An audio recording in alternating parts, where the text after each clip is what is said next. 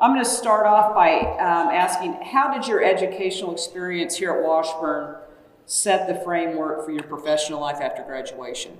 Well, first of all, I really appreciate the invitation to come. I had such a great experience at Washburn, and I really believe it was integral to who I am today as a person, as a leader. I'll get to the question answer in just a minute, but like many of you, I grew up in a very small town. It was Meandridge, Kansas is where I started, and then graduated from Halstead. So it's a town of about 1,500 people. And my babysitter is actually here, Lindsay Montalbach. Yes. And I'm the oldest of 7 kids, so what a task for a babysitter. But our parents wanted us to grow up in a small town. They intentionally chose a small town, but they wanted us to be able to live and work anywhere in the world, be able to talk to anyone in the world, be able to really do whatever we wanted. And so even though we lived in a small town, we got exposure to a lot of non-small town stuff. We would have discussions at the dinner table.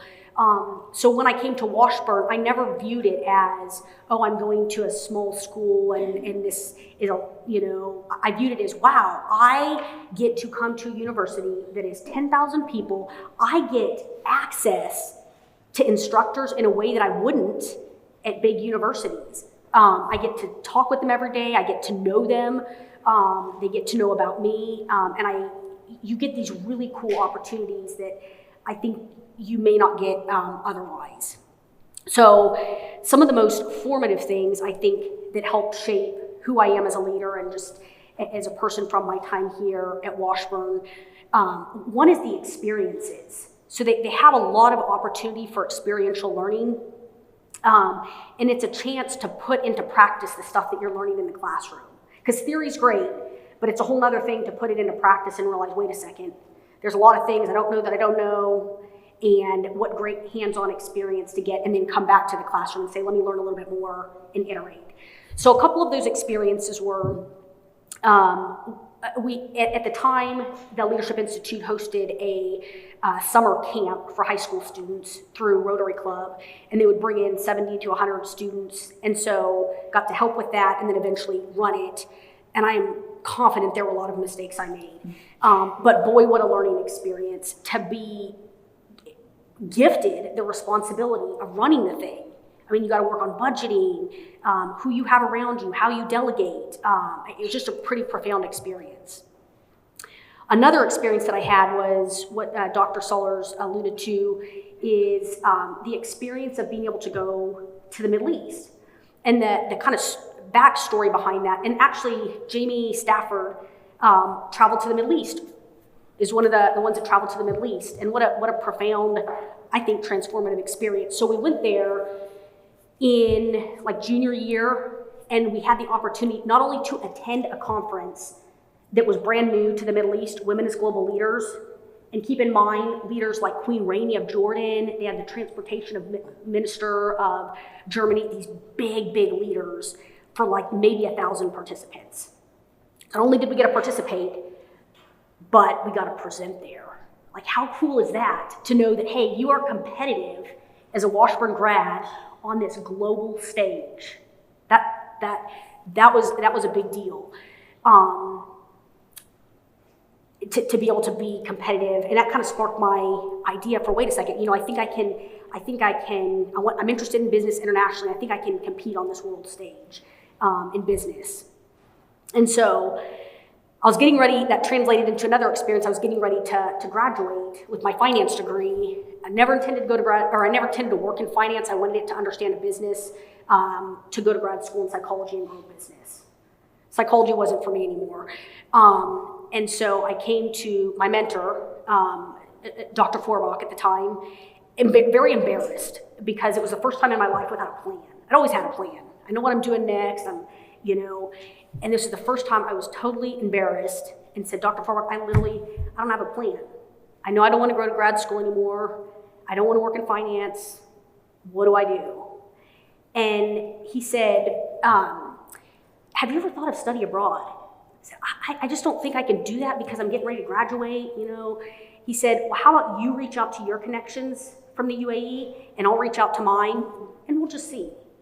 So Washburn allowed us to literally invent a study abroad experience. They had never sent someone to the Middle East before.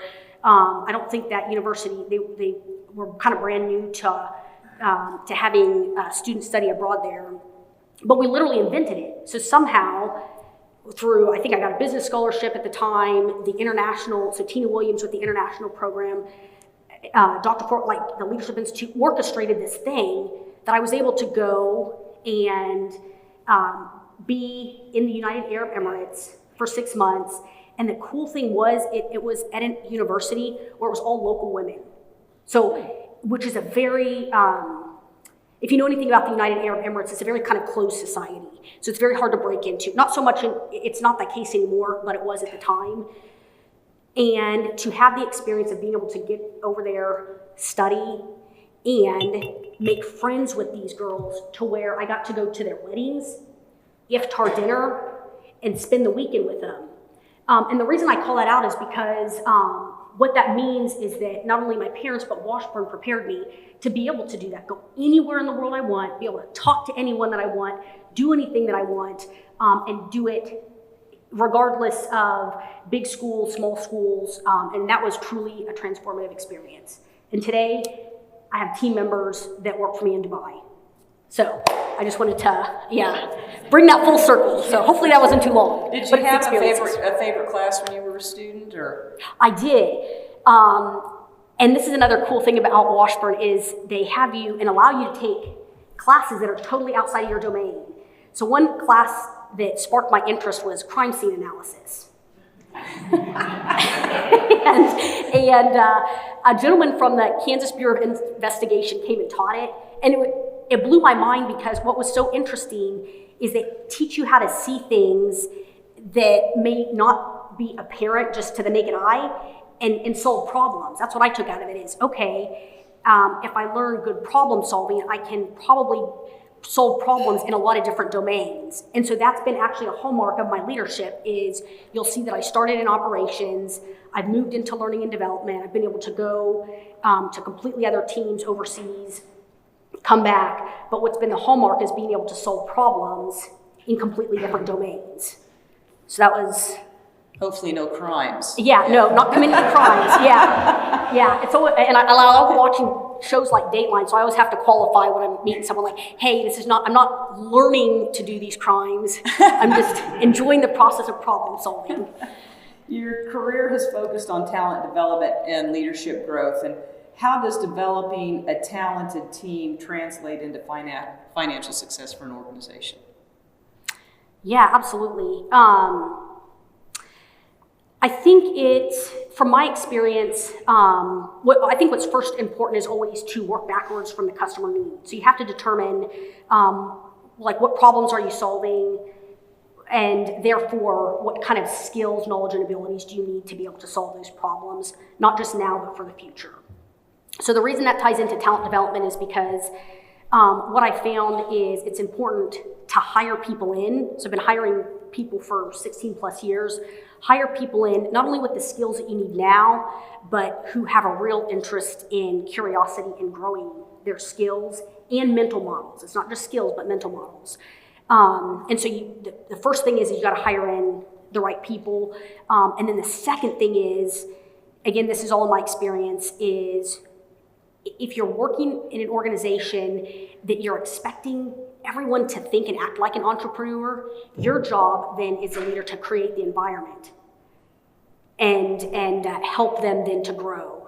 And so a few ways that I do that is I set a vision for my team and then set my expectations is that, hey, every single one of them are the CEO of their business. And so they're the CEO of their business inside of Amazon. And I'm their board of directors or consultant. So I expect them to run and think and operate their business as a business owner, whether it's in the learning space or otherwise. And then what I do, I won't let them fall off the rails, but provide that consultation to say, and I think a lot of development happens through the work. So it's putting them on the right projects to maybe it's stretch a skill related to analytics or influencing really senior leaders, or maybe scaling a program globally. So matching what they want to be doing with areas that they're strong at and that they need to grow at with the right projects and stakeholders to help them, and then providing that. The hot term now is like psychologically safe environment, but I do think that's critical because you're going to make mistakes. It's just inevitable, but you teach them how to not just make them, but deal with them and progress through them. And I think that's one of the hardest things for very high achievers is you expect not to make mistakes. And you're really embarrassed and ashamed when you do, but it's how can you teach them that you're going to make mistakes? The power is in the people that recognize that and then successfully, navigate those challenges, I would say. But to wrap it all up, to tie it to like the business results, what it allows you to do, if you have a really strong team with the right skills and the right culture, you need less people. You can get more done in less time, and you don't have to have a lot of really like bureaucratic mechanisms in place because you can use a lot of shorthand with each other and get things done really rapidly and know that everybody has really positive intent. So it literally speeds up the process, and so you're able to deliver faster at higher quality for your customers and come up with completely new things that maybe you wouldn't otherwise. We're really in an era of growth here at Washburn, and in order for us to grow, we need to attract and retain talent. How do you find and retain quality employees in a world really of virtual work? Mm-hmm. Yeah, that's a good one. So I have been actually leading virtual teams well before COVID, so for probably 10 years. And so I've had a lot of practice to make a lot of mistakes and to refine kind of how I go about hiring and attracting people in places where I don't physically work, onboarding them and get them integrated in the team and producing really well on behalf of our customers.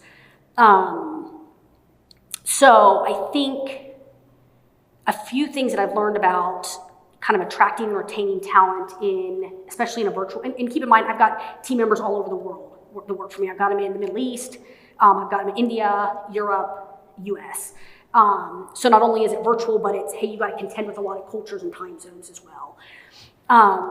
But I think the first thing is you have to be really clear as a leader, on the type of culture you want on your team. And the culture I want on my team is I want people that are kind, because I think there's a way to do business that's kind, but still firm and gets things done. I want people on my team that are very collaborative. Because if you hear the term people are self-made, there's no one that's self-made. Everybody has to work with someone. So you've got to be really good at collaborating and again, not necessarily agreeing with everything, but really how do we move the conversations forward and produce results collaboratively. I want a team that's really diverse in thought, in background, and so I look for people that may not even be from the learning space but they have really interesting backgrounds where they can produce new ideas. And I want people that can have a sense of fun, because especially if you're working in a high pressured environment, the thing, and I actually learned this from Jim Martin over here, you can take a very serious topic or a serious situation, and when you infuse humor and fun, it kind of breaks the ice. It makes people not feel so tense. And you're able to learn information and solve problems better together. So I'm not saying having parties or anything, but can you at least have a sense of humor about things? So attracting and retaining virtual talent, one is you have to be very clear on the type of team you want to attract and the culture you want to set and the expectations, because then you, in addition to looking for the specific technical or functional skill sets, you look for people with those same values, because you want them contributing to the culture of your team. You don't want that culture of your team to be there because you're there as a leader and driving it. You want it to be self-sustaining. So I would say that's what I look for. And then mechanically, what I do is I have regular meetings, like weekly meetings, and kind of like a family. Like I said, I'm from a family of 7 kids. We had, my parents would have us have dinner together every single night. Sometimes the dinners were shorter, sometimes they were longer, sometimes nobody talked, sometimes, you're fighting, whatever it is. But the point is you have a connection point built in to the week or a few connection points. And I found that so important when leading, especially virtual teams, because you're not bumping into each other at the water cooler. So you have to be very intentional about taking everything that works in the physical world and taking it in concept and applying it virtually. Yeah, and you touched on some of this about workplace culture and how it impacts productivity and retention. Can you tell us about the workplace culture at Amazon? Yeah, absolutely. And I'll maybe start like when I first started. I'll tell you the things that keep me there. Is maybe how I'll answer this question. So one of the things that keeps me there is this ability to be an entrepreneur inside of a really big company, because you're an entrepreneur and you have access to resources, which is pretty cool. And so you have this level of autonomy and the expectation to think and act like an owner, which I think is just awesome. So that's part of our culture, is this everybody, doesn't matter what level of the organization you're at, you're an entrepreneur, and an innovator and an owner. Another part of our culture is speed. And so speed disproportionately matters in business. And so if you're coming from, and this is something I also had to learn differently in moving from an academic environment, it wouldn't matter if it's Washburn or otherwise, to Amazon and maybe other industries as well. But in an academic setting, you get the material and you go back and study in a quiet environment. When I started my job, it's like you got information coming at you all the time, because that's the nature of innovation. Things are constantly changing. So you can't sit down, study it, and then go back and do something with it, because you've missed the opportunity by then. So what you learn to do instead is I've developed a framework, I call it my 7P framework, where I can quickly analyze, boom, information coming in. Is it important? Do I need to do something with it? And if so, what's the priority? So I can quickly make decisions. So you develop frameworks instead of be an expert at some material, but master the process for others. So speed, entrepreneurship. Another part of our culture is it's a thinking culture, and we think through writing. What I mean by that is if you never thought you'd use writing or research again, my life is writing and research. And the cool thing is you'll hear Jeff Bezos say, okay, you can either do the legwork on the front end or the back end, but either way, you're going to do the work. And so why not do it on the front end, which is do all the research. We write these 6-page documents. They are data heavy, and we're doing lots of experiments, which I think is super cool. So I love the idea that you guys are innovating and doing experiments, because that's how you transform. That's how you stay on the cutting edge. But it's not writing to write. It is writing to stimulate deep and thoughtful thinking, to understand is what you're proposing solving a real customer problem that is a priority right now? How are we going to run things? And then how do we know if we've made a difference? So it's pretty fascinating. So I'd say those are 3 things kind of that define the culture. Yeah. And how has your personal leadership style evolved throughout your career? Oh, wow. Yeah. So I'd say there's a few things that have changed certainly since I've just over time. One of those, like I said, is learning to learn differently. So learning to, instead of getting so tied to, did I memorize the material? It's, do I have a good understanding of it? And then can I ask really good questions?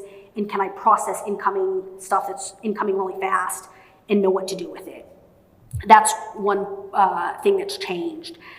Another thing that I had to change was changing my definition of success. So what success meant to me prior to working was that I could get a straight A. I knew the scoreboard. It's either you get a straight A or you don't get a straight A. I was really fond of straight A's. And at Amazon, what you realize, if you're innovating and you're experimenting, you're going to fail a lot. So if you tie your self-esteem and your success to getting straight A's, you already have the wrong scoreboard. And so what I had to learn to do differently is say, okay, my definition of success is, am I failing forward? Like going in with the mindset that I've got a really rock solid plan. I'm planning to mitigate for risks that I know are going to happen, and I'm learning, documenting those learnings so that I can make the thing better. The other thing, I'd say a third thing that I had to learn was that in a school environment, you can rely almost entirely on yourself because you're the one that takes the test, you're the one that does the projects, and a company that is moving so fast, you just can't retain all the information. You never will. Not even Jeff Bezos does. And so what becomes critically important is your network, is an extension of your brain.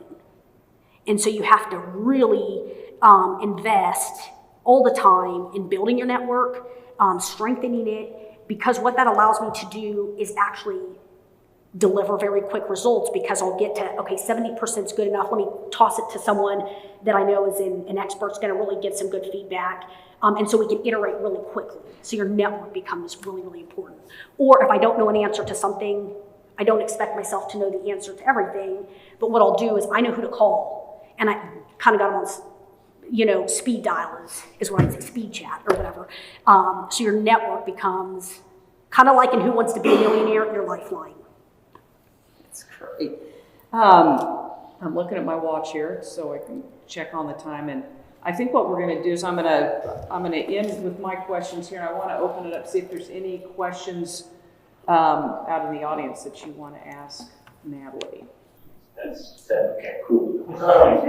So just jumping off of that networking aspect that you talked about, being able to talk to other people, get different inputs on different plans and policies or anything like that, how do you make sure that you have enough time to get that done? Because certainly that is relying on someone else and being like, okay, you got to take some time, this could take a couple days. I know personally emails sometimes take a week to get responded to and things like that. So how do you manage to work with your networks while still doing that in an efficient way?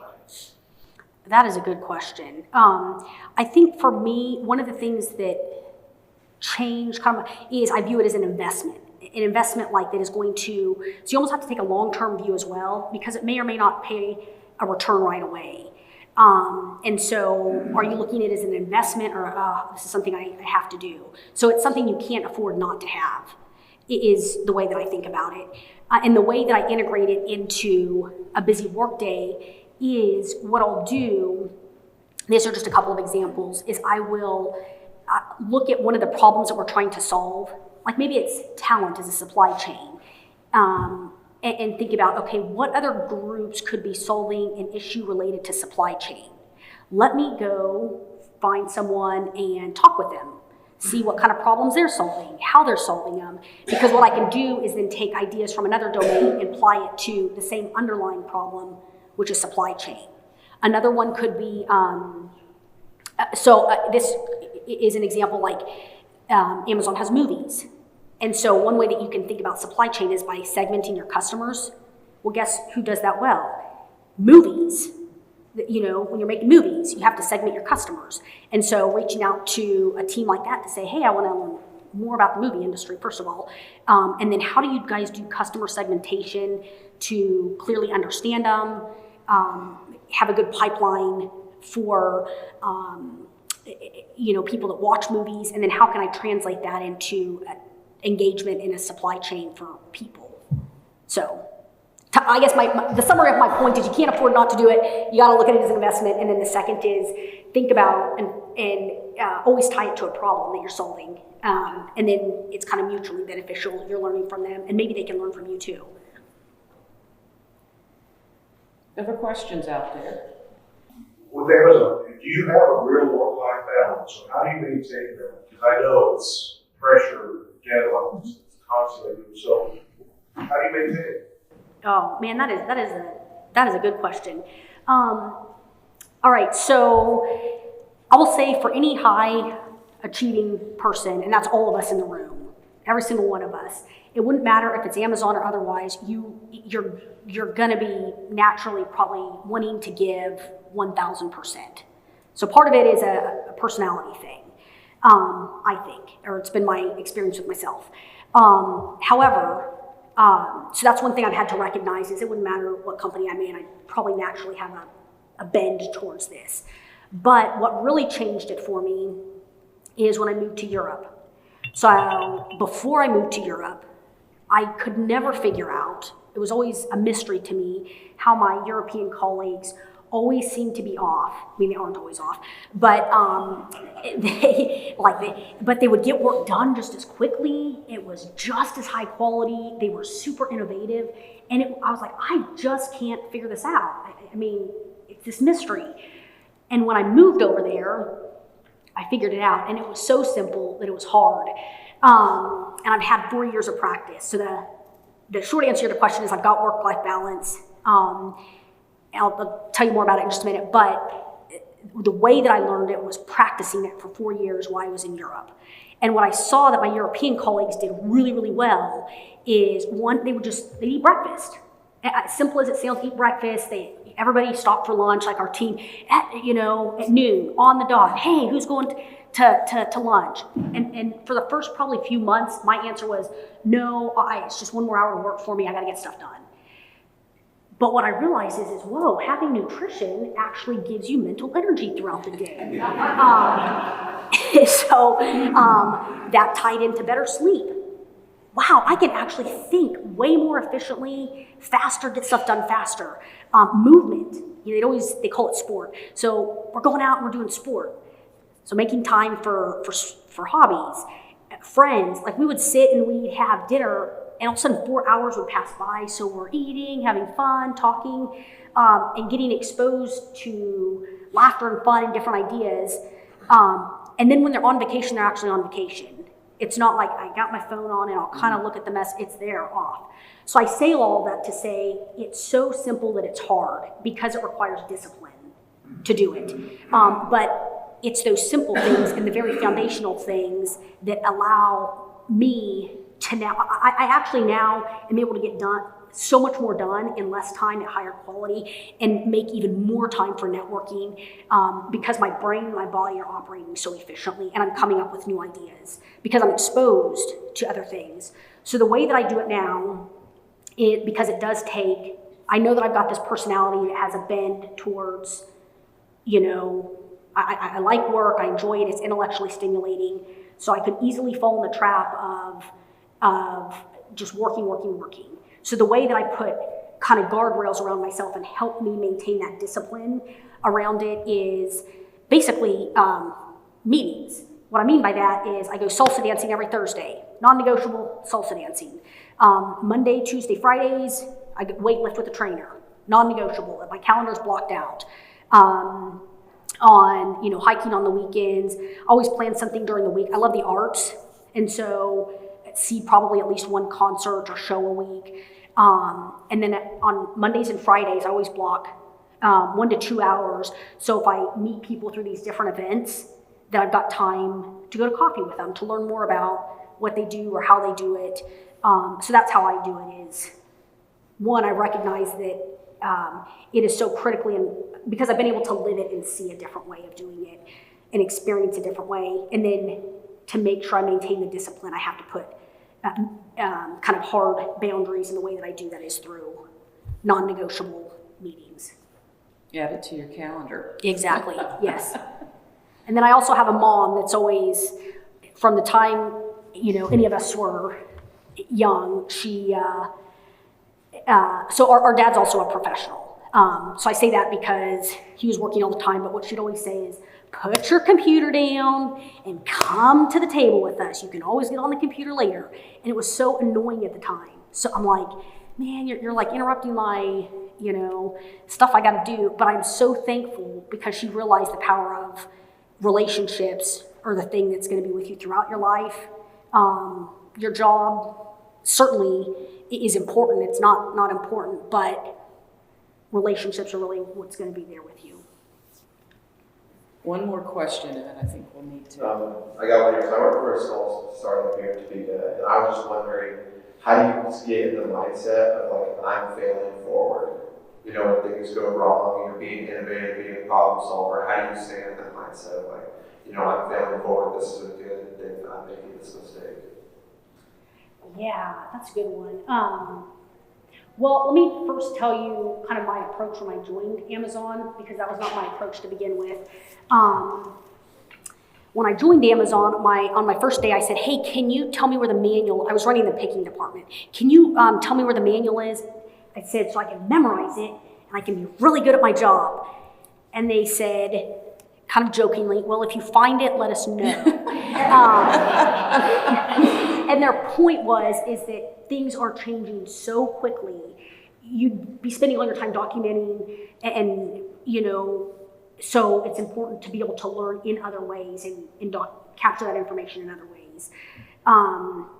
So that was one thing. And so in addition to that, man, I made a lot of mistakes, I still make mistakes.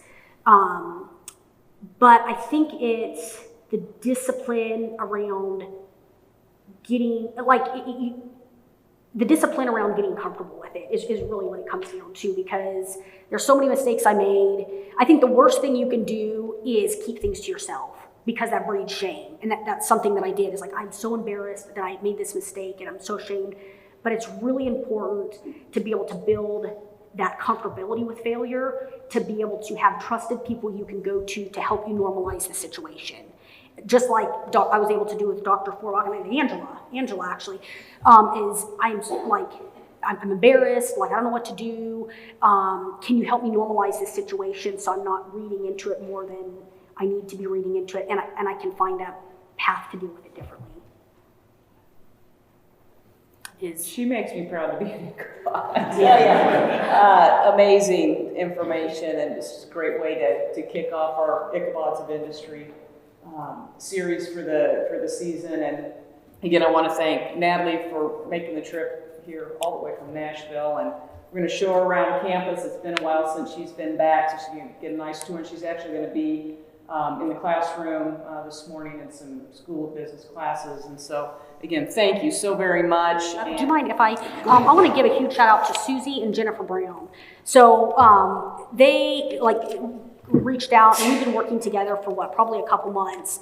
So what you see up here is a result of a collaborative effort of Susie, Jennifer, us thinking through, or them thinking through questions actually, and sharing them and proposing them, and us doing a session on Zoom together to get ready. So truly, thank you guys. Oh, you're very welcome. We're thrilled to have you here again. November 7th will be our next Ichabods of Industry. We're going to have Derek Thompson and Crystal Hurla with Next Gen Cattle Company. So we will send you information about that coming up. And as Dr. Mathichek said, first home football game is this weekend. We'll be tailgating starting at 11 o'clock on Saturday. So we hope to see you there. Thank you so much for being here, and enjoy the rest of your day. All right? Thanks so much.